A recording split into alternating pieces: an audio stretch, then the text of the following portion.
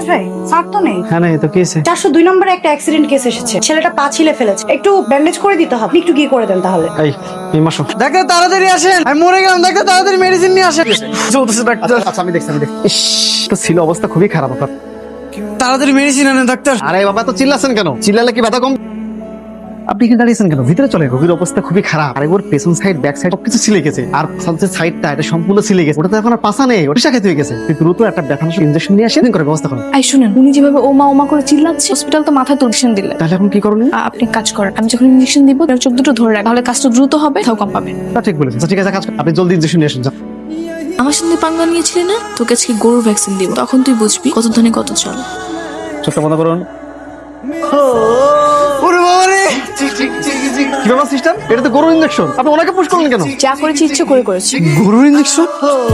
তুমি? ওর জন্য আমার বেতন কাটা